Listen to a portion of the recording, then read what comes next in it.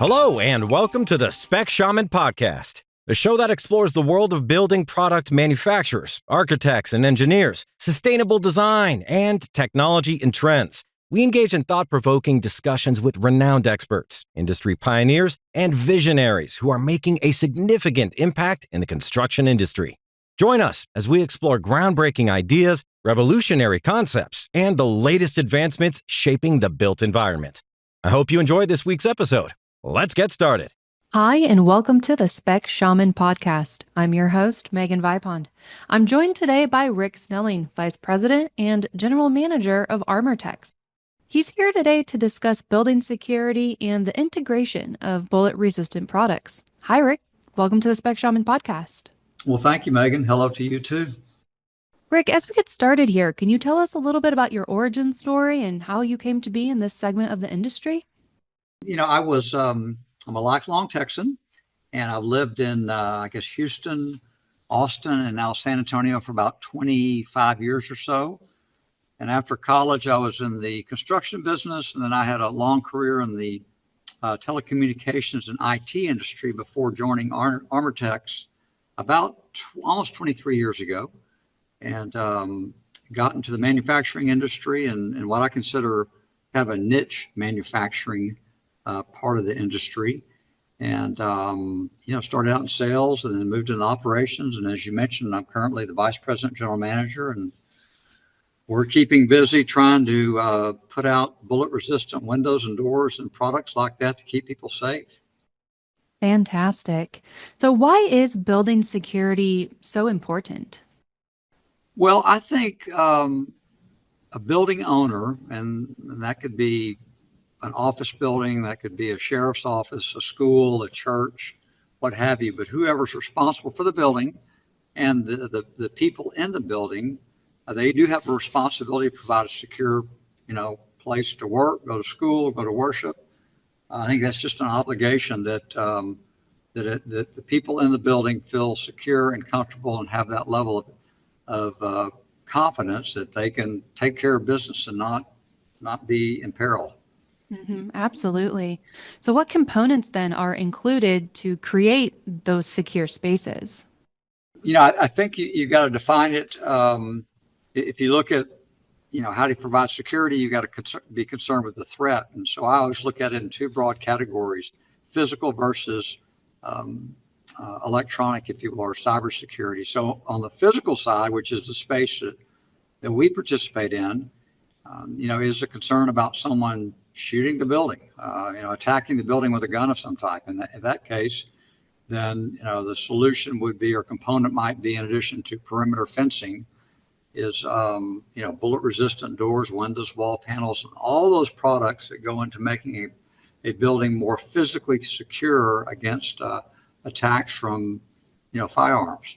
If it's on the electronic side or cyber side, that's a whole different array of products, from cameras to monitoring devices to obviously anti-hacking electronics, things like that, to keep a building secure from an electronic standpoint. So it really depends on what the threat is. Does it fall in those two broad categories of physical versus electronic? Yeah, so electronic security is something a little bit newer. Physical security goes back a little bit further, but how has the importance of the physical security in a building design evolved over just the past few decades? From a design standpoint, and certainly design professionals, architects, and spec writers and folks like that would have a lot more insight than I would. But what we've seen is I think the design community has tried to approach a new building design with security in mind, and there's even a concept out there. I think it's referred to as crime prevention through environmental design, and they're trying to design the buildings where they're help to prevent crime and obviously therefore make it a more secure building. So it's really a concept. Instead of just putting up a building, put some thought into it and how to make it more secure through that design. What are some key standards then, like UL 752, that govern the bullet-resistant products, and why are those important in design? Well, UL 752 addresses, bullet-resistant products, and it is probably, I would say, it's the most prominent ballistic standard that is referenced in the U.S. anyway. There's others. There's certainly NIJ, National Institute of Justice. ASTM publishes ballistic standards. But UL is probably the one that's referenced more often with a commercial project. You might see NIJ in some specs for maybe a military base or a federal government project of some type. But UL is certainly prevalent. There's 10 different standards, and they address everything from what we consider low level of protection up to high level of protection, UL level 1 through UL level 10. And then if you were to go outside the U.S., there's a whole host of other ballistic standards or certification bodies that address, ballistic standards in the European Union and Africa and South America and other places. But UL is the most prominent one that manufacturers of bullet-resistant products and design professionals who are trying to create safer spaces would reference. How do building codes then and regulations influence the incorporation of bullet-resistant features in a design? All buildings have to be ADA compliant, regardless of whether there's bullet-resistant doors or windows in it. So that's certainly an overriding concern. And then in every municipality, whether it's a city, town, county environment, they all have different fire codes. And a lot of our products are installed in walls. So you have a wall penetration, for instance, with perhaps a transaction drawer or a package receiver. You're actually going to put a hole in that wall to mount that product. And anytime you do that, you certainly will have an impact on the fire rating codes within that locality. So, I think ADA and fire code compliance are the two big ones from building code and regulation standpoint. What is the difference between bulletproof and bullet-resistant products, and does that impact design choices? It's really one of semantics. You may have noticed that through our discussion here, I've been talking about bullet-resistant, and I tried to use that term versus bulletproof. Technically, nothing's really bulletproof. Eventually, it'll fail. And so we really try to use the term bullet-resistant to make that distinction. It's kind of like waterproof versus water-resistant watches. And what does that really mean? So, bullet-resistant is the term we use, and that's meant to pertain to UL 752 standards. It's bullet-resistant to UL level 1 or UL level 8 or whatever it might be. So looking at kind of the integration of these security features, what considerations could be taken into account when retrofitting existing structures with ballistic protection? Well, it can be a challenge because if you contrast existing structures versus new builds, if you know from the start that you're going to build a church, school, office building, and you have to incorporate some bullet-resistant standards, you can approach it one way. If you've got an existing structure, then it makes it a little bit tougher because, bullet-resistant products are typically heavier. Certainly the glass is thicker.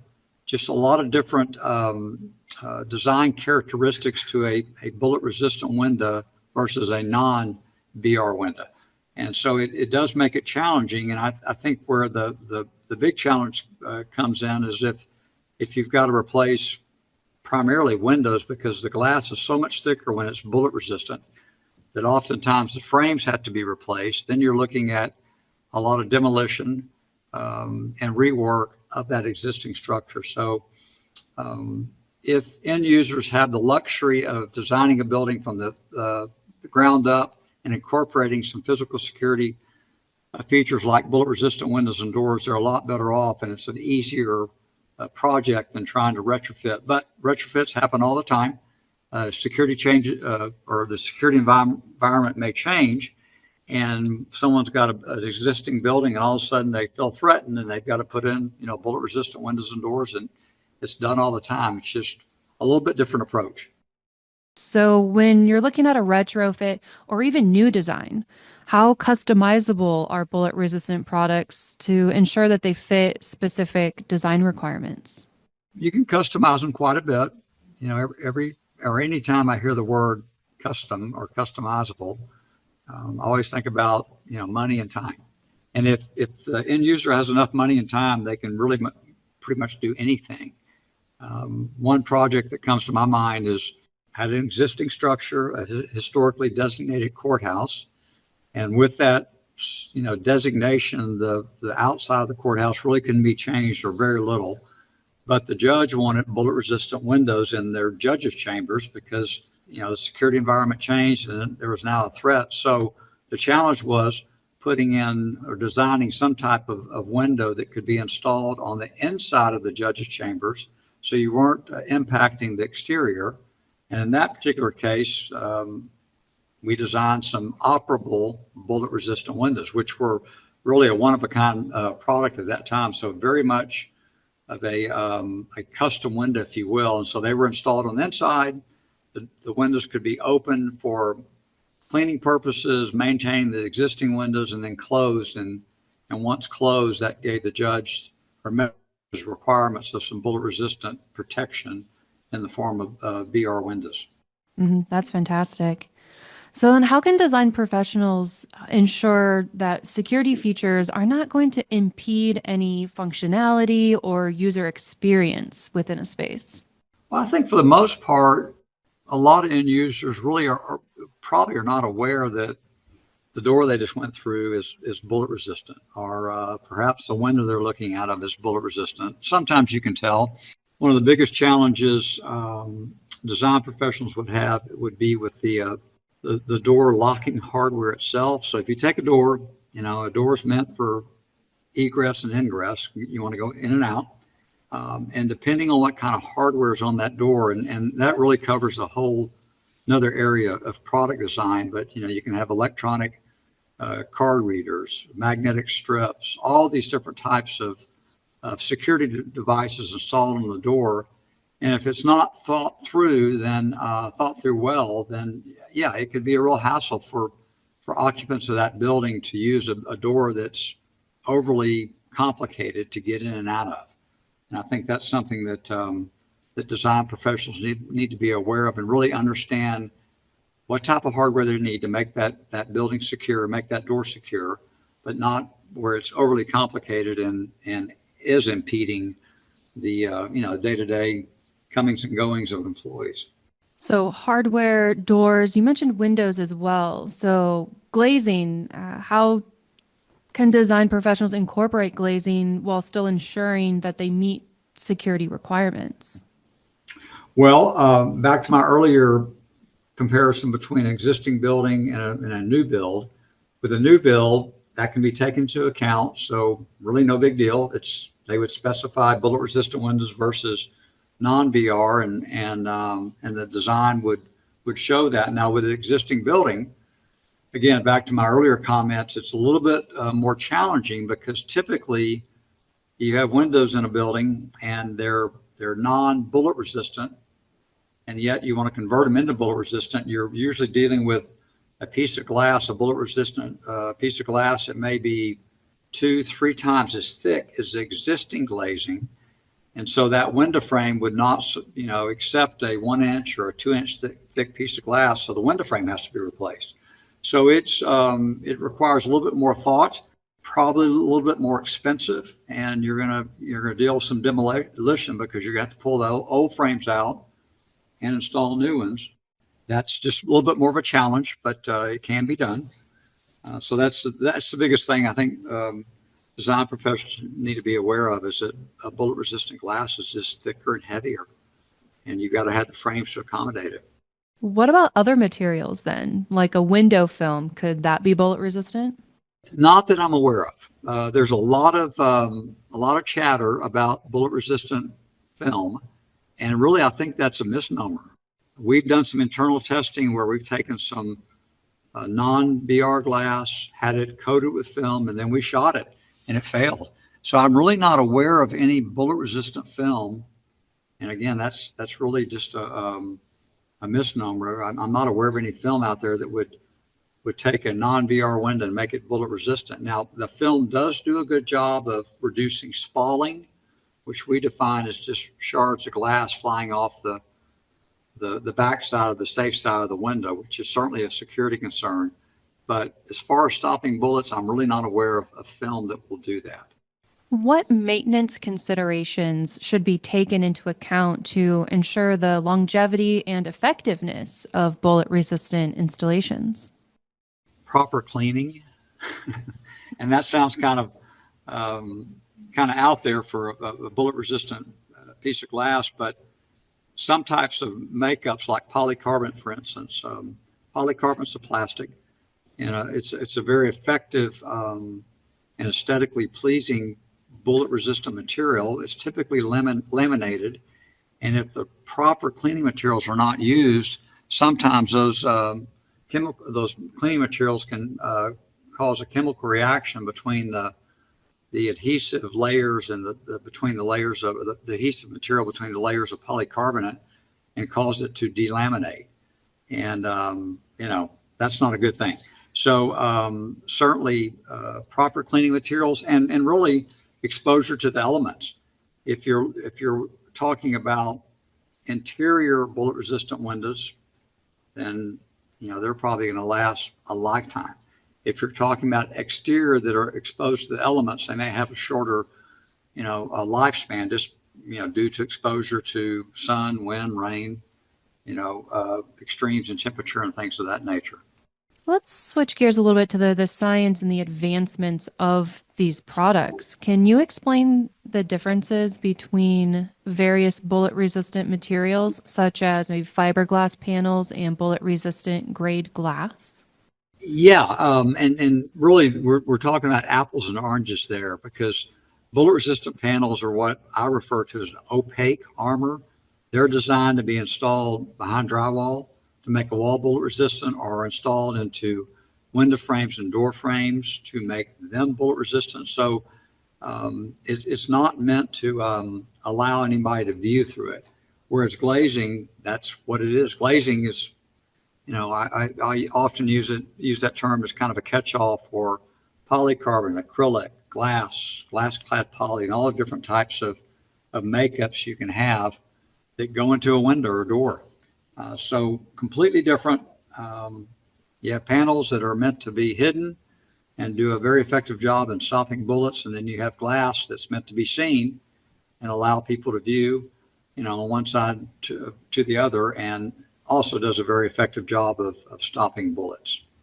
So how do factors like weight, thickness, and material composition influence the choice of bullet-resistant panels? Well, in general, if you go back to the UL 752 ballistic standards we talked about earlier, there's 10 different levels. Level 1 at the top of the table, top of the chart, is a lower protection level or lower threat level than level 10. So if you look at a level 1 bullet resistant panel, it's going to be nominally about a 1/4 inch thick. And as you increase the threat or the protection level, go up to level 8, for instance, all of a sudden that panel is close to 1.5 inch thick, just a lot heavier, a lot thicker, and you need more mass to stop a level 8 threat, which is a high-powered rifle, versus a level 1 threat, which is a handgun. So in general, as you look at the protection level, you're going to increase weight, you're going to increase thickness. Material composition is the same, but it's just a heavier, thicker panel because you need that mass, that additional mass, to stop that higher caliber bullet. How have advancements in material science influenced the development of more effective bullet-resistant products? Well, I think the glazing products out there now versus maybe 15, 20 years ago, they're nicer looking. And I would say that's an advancement on the fabricator standpoint and the way they actually make a piece of bullet-resistant polycarbonate or laminated glass, and it looks very clear, clean, and again, unless someone's very observant, they're probably not going to know they're looking through bullet-resistant glass versus non-bullet-resistant glass. So that's one area that jumps to mind. With the wall panels, they're basically fiberglass and resin. You could manufacture a wall panel out of a Kevlar, which is referred to as aramid. It would be lighter and thinner, but it would be considerably more expensive. So it's really not practical in the building industry, because weight's not a concern like it would be if we were fortifying aircraft or body armor or something like that. So in the building industry, weight's not a big concern. So with the fiberglass panels, they're basically fiberglass as opposed to something a little bit more high tech like Kevlar, carbon fiber, some of those other lighter, stronger materials, but really aren't necessary in our industry. And then have you seen any or kind of predicting any emerging trends in the building security sector that design professionals should be aware of? Yeah, I think one of the more prominent trends is residential construction, residential security. It used to be we might see a homeowner a few times a year. They'd contact us and they'd want to fortify a single room in the house. Oftentimes it was maybe the master bedroom closet, and they would turn that into their safe room and, fortify it accordingly. They'd put a bullet resistant wood door in there. They'd put some bullet resistant panels. And now we've seen in the last few years entire houses being fortified. So that's a big swing from a single room to an entire house. So that's a trend that we've noticed. So mentioning residential as a different type of building, how do security design considerations differ within various building types like schools or banks? Yeah, that is an interesting question, because you think about it, someone's living in their home. In my opinion, they may be less receptive to some of the possible restrictions that you might have in a school or bank, dealing with bullet resistant doors, windows. You're going to be limited a little bit in a home on the dimensions of a window frame or the dimensions of a door. Things that, again, in a business, in a school, in an office building, police station are tolerated. But with a home, I think it's going to require the design professional to be a little bit more creative. For instance, instead of having an aluminum frame or a steel frame that has a bullet resistant glass in it in a house, that frame may have to be clad in wood.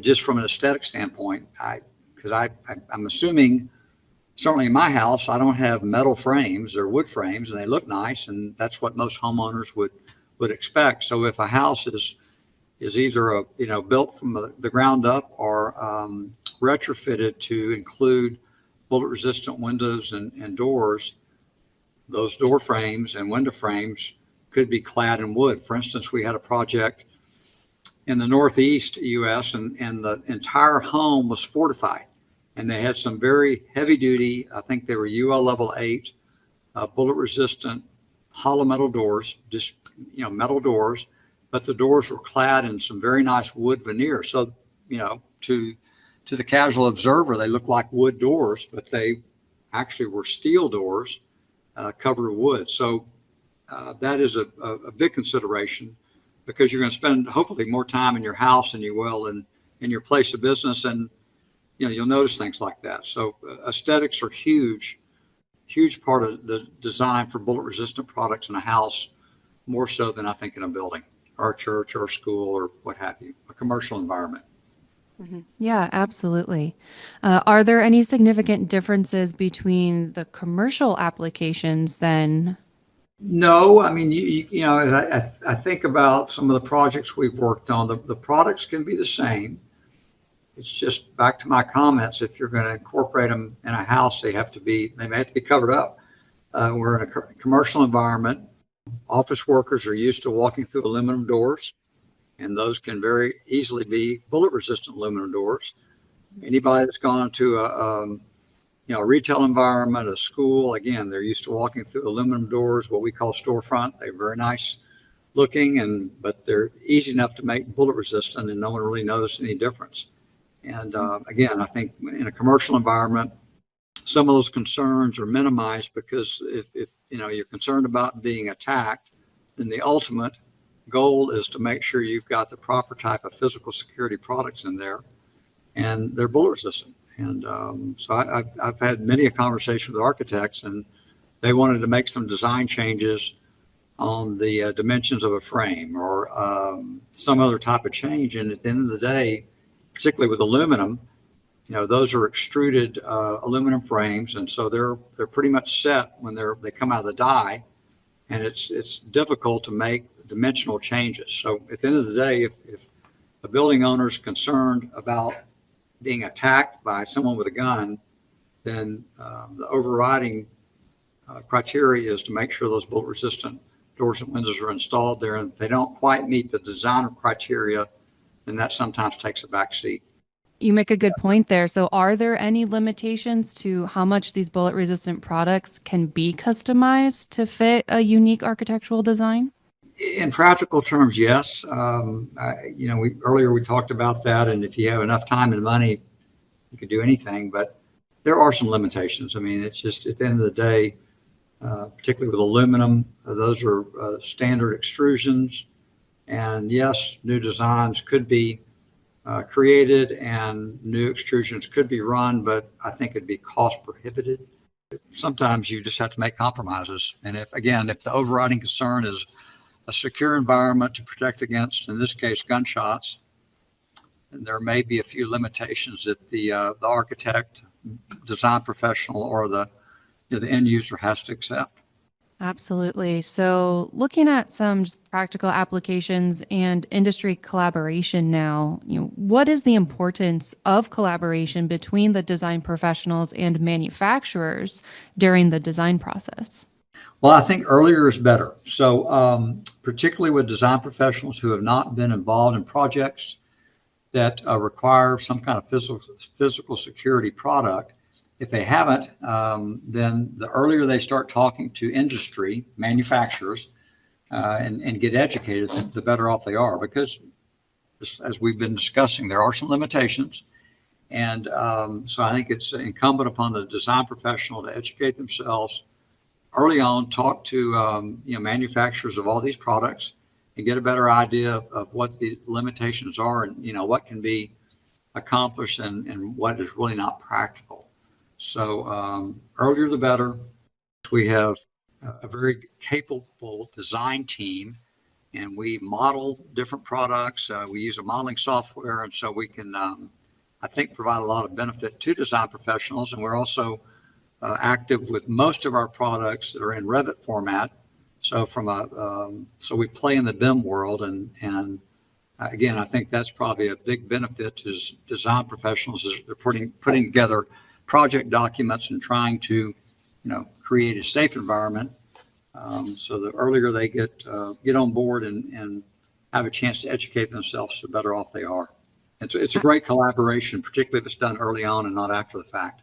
Absolutely. So, are there some specific training or other resources that are available for design professionals just to stay informed about the latest in building security products? Trade shows, podcast. I mean, this is a good example. Continuing education events. Those are all very good sources of information. Certainly, there's so much data available online. It just takes a little bit of homework, a little bit of effort, and you can educate yourself on what's available. Talking to manufacturers. Not all manufacturers manufacture the same type of bullet-resistant products. Some, have pretty much of a narrow product offering. Others have a broader product offering. I think Armortex has a very broad product offering. So it's good to talk to manufacturers and find out what's available in the marketplace. And that way, they're design professionals are better prepared to approach that project. What are some of those other products that are available from these manufacturers? Well, some manufacturers manufacture only aluminum-based products. I mentioned the storefront term earlier, so that's a term that's common in the industry, and it's aluminum frames with glass in it. So there's some companies that's their area of expertise. So they work only in aluminum. Other companies work with aluminum and hollow metal or sheet metal. Some companies may only work on bullet-resistant wood doors. Others only manufacture the fiberglass wall panels. So it really depends on the company and what their area expertise is. and how they go to market. If they want to go broad, they'll offer a number of different products, and if they want to go more narrow and more focused, they might target a particular vertical market. If you look at, I referenced schools earlier, hospitals, commercial office buildings, those three vertical markets are all big users of aluminum storefront doors and windows. And if that's what a particular manufacturer produces, they would focus on those vertical markets. Whereas, maybe a residence, back to the design concerns or aesthetics, bullet resistant wood doors look very nice. They're non-threatening, they're nondescript, and they look like a regular door. So some manufacturers may focus only on decorative bullet resistant wood doors. And we actually did a project not long ago at the U.S. Capitol, and we had a very old building there on the Capitol grounds that had some non-bullet resistant doors in them, but yet they wanted to turn them into bullet resistant doors. So that was a real challenge, but we were able to create some decorative bullet resistant wood doors. So that's a good example, just depending on if the company wants to, focus on a particular vertical market or maybe a particular product line. And are bullet resistant products pretty specific to just doors, windows, and walls then? No, there's a variety of what I would call accessory products, and that would include deal trays, and those are usually made of stainless steel, and they're installed in counters or recessed in counters, and then a transaction window would sit on top of it, so that enables a transaction to take place, whether it's paying a utility bill, purchasing a ticket at a sporting event or a music event. So that deal tray is a accessory product. You could have transaction drawers.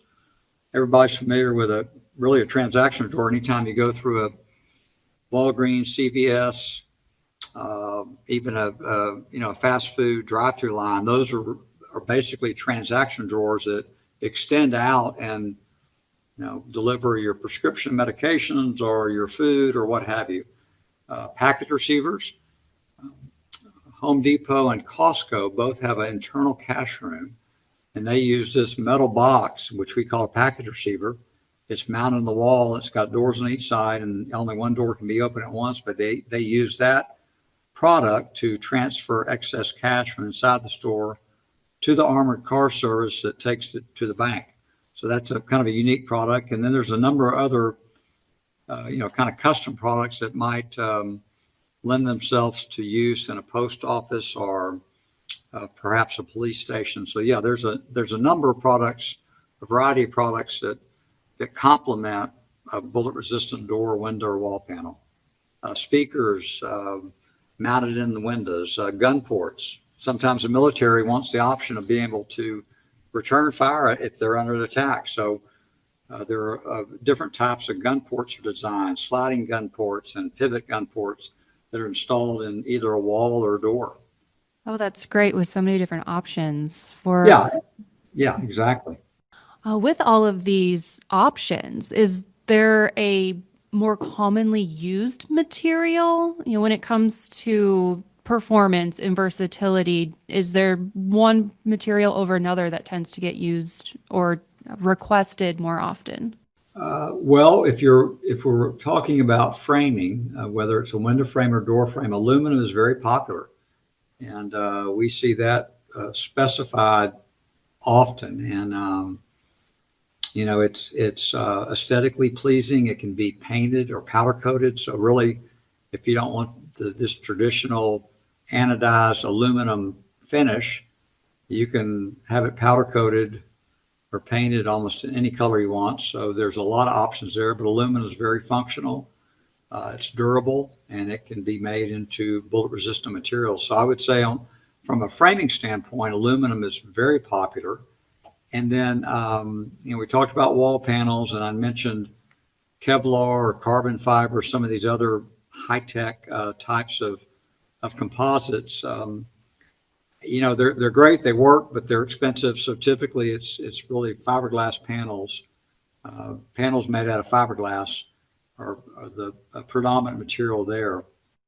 Does the weight of the material ever factor into the selection? It does occasionally. With wall panels, not so much because they're going to be, placed on the foundation and attached to the studs and covered up with whatever the finished wall surface is, drywall or wood veneer. Occasionally does with windows. I had mentioned the project with the historical courthouse and the operable windows. So obviously, if those windows are too heavy, they're not going to be fun to operate and open, and that pertains to a door as well. Occasionally, you may have an oversized door that's really maybe a 4 foot wide door and 8 foot tall, and it's got a level 8 protection, which means it's just one heavy door. And so to make it more user friendly, there's certain types of door opening devices that can be installed that can be adjusted to assist in opening that door. The same could be said about, I mentioned the gun ports earlier. If they're a high-powered rifle-rated gun port made of some very thick steel, and they've got to be able to obviously be open and closed. So again, there's certain types of hardware or devices that can be installed to assist in that opening and closing. Same with bullet-resistant sliding windows.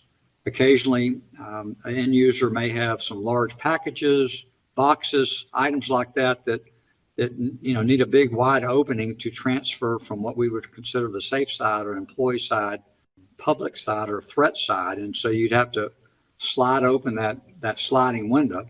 Again, if it's high power rifle rated, then it's going to be some thick glass, heavier frame, and it could be very tough to open. So there are ways to incorporate some devices to assist in that window sliding, open and close more easily.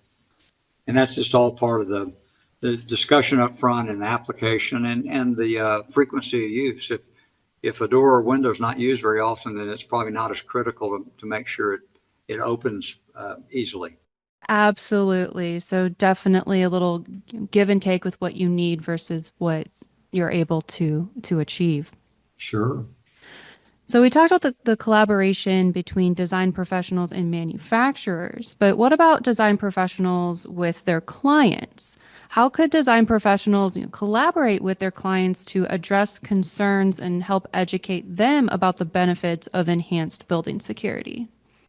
Well, I think the biggest challenge there, and we see it often, is when that design professional is talking to their clients and the client has indicated that they've got a security concern and they've narrowed it down to physical security concern and they've narrowed it down some more to the client saying we're concerned about someone attacking our building with a gun. And the challenge there is the design professional in discussions with that client, they've got to determine, okay, is the threat from a handgun or high-powered rifle?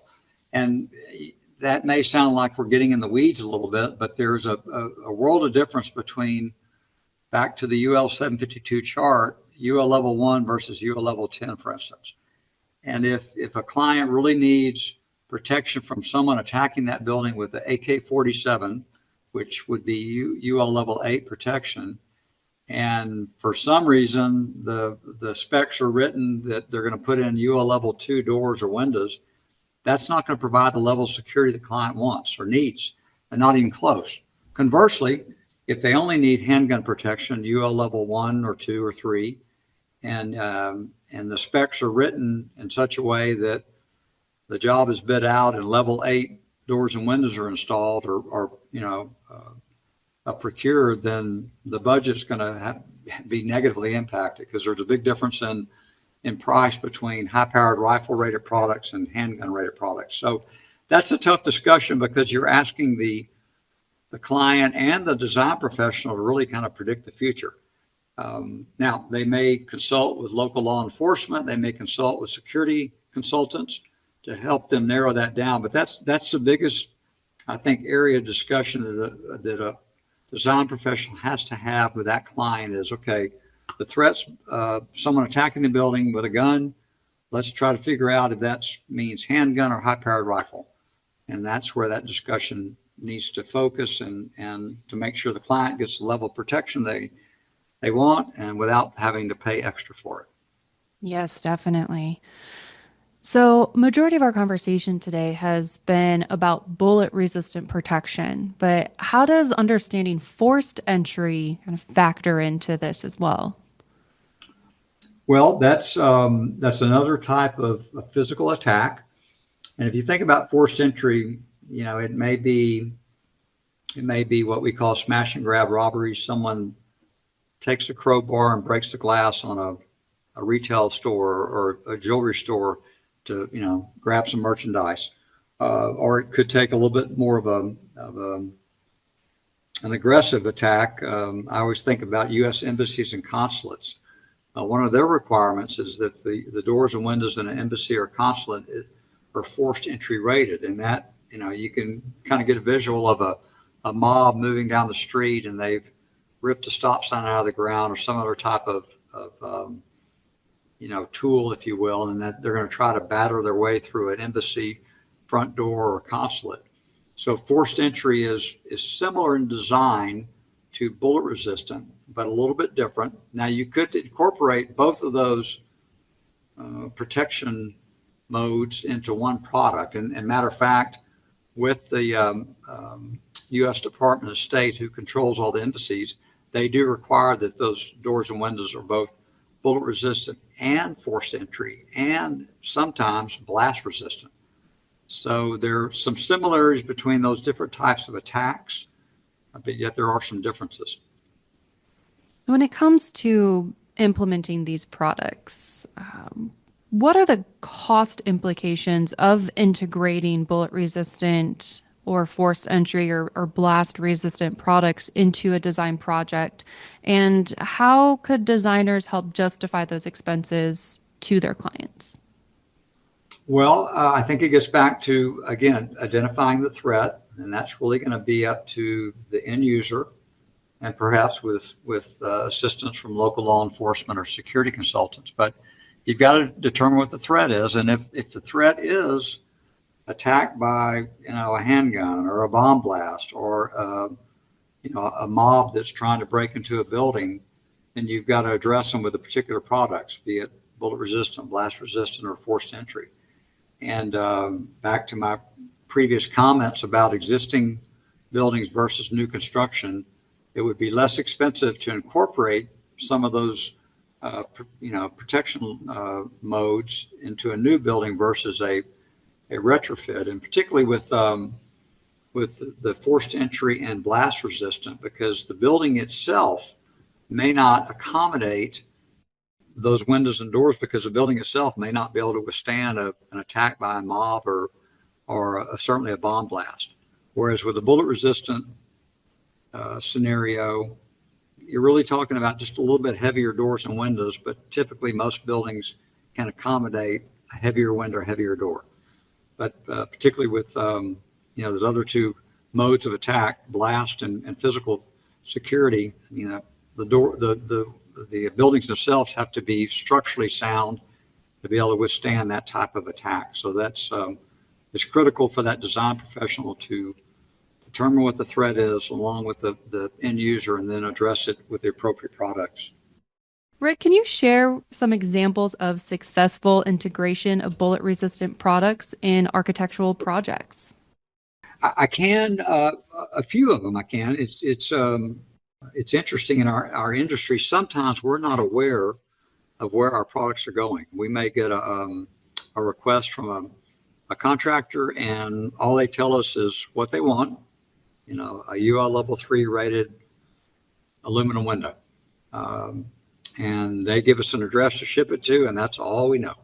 But other times, we are involved and we know exactly where the products are going. And some of them are high profile. Over the years, we've gotten involved with Amazon and their corporate headquarters in Seattle. They had a requirement a number of years ago to replace all the bullet resistant wood doors on one of the floors in their office tower with bullet resistant wood doors. And, again, those were highly secure doors, but they were clad in some very nice wood veneer. So they they look like any other door, but they happen to be bullet resistant. So that was the headquarters building for a major company in the U.S. Currently, I think J.P. Morgan Chase, which I believe is the largest bank in the country, they're building or finishing out their new headquarters in New York City, and they will, in some parts of the building, there will be some bullet resistant doors, windows, and fiberglass wall panels. Let's see, another project that was very interesting. I just mentioned a minute ago about the Capitol complex at the U.S. Capitol, and it's the oldest office building on the complex. I'm not sure if it's a office building for representatives or senators, but one of the congressional office buildings, and they had some beautiful old non-secure bullet-resistant doors, and security level or security environment changed, and they wanted to increase it quite a bit. So they went to high-powered rifle rated, and we were able to design and fabricate some very nice looking bullet-resistant wood doors that did a pretty good job of matching the existing doors.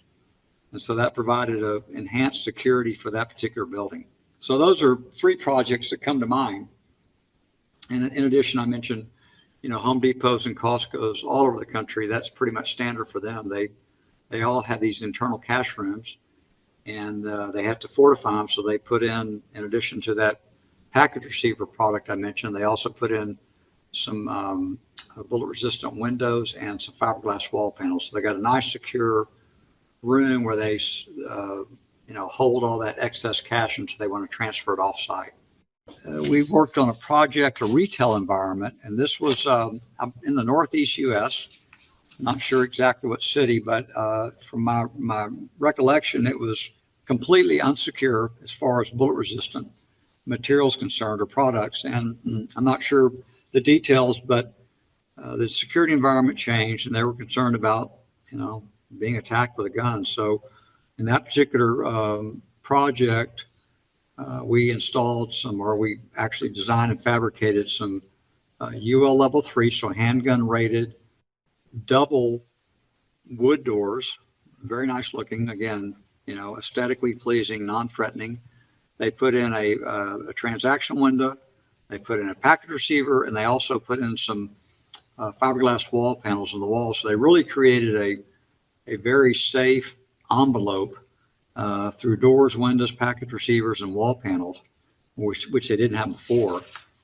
And then another instance, there was a government facility, I want to say in D.C., Washington, D.C., and when it was initially built, it was built with handgun rated doors, windows, and wall panels. Security threat increased.